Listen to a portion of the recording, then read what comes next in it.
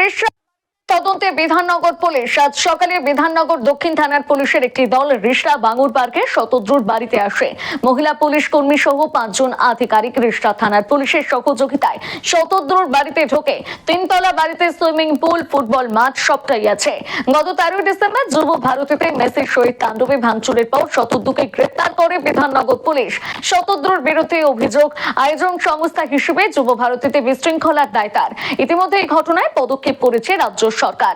রাজ্য পুলিশের ডিজি সহ একাধিক পুলিশ আধিকারিকের শোকজ করার পাশাপাশি ক্রীড়ামন্ত্রী অরূপ বিশ্বাসের পদত্যাগও গ্রহণ করেছে মুখ্যমন্ত্রী। এবারে শতদ্রু দত্ত রিশরার বাড়িতে এলো পুলিশ। চোখ রাখবো বিস্তারিত সেই খবরে।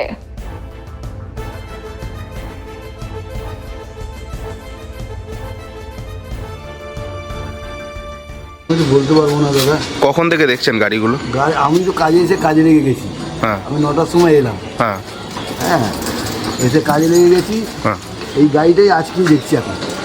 দাঁড়িয়ে ছিল তখন থেকে? না, আমি যখন এসেছি তখন ছিল না। আচ্ছা, আমি কাজ করতে করতে আমি এখনই দেখছি এই গাড়িটা থাকে।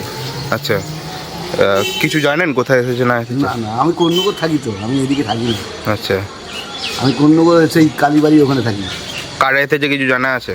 না না না, আমি 2 দিন ধরে কাজ করছি এখানে। আচ্ছা, কেউ এই বাড়িতে আসা যাওয়া করে? না না, খেয়াল করিনি।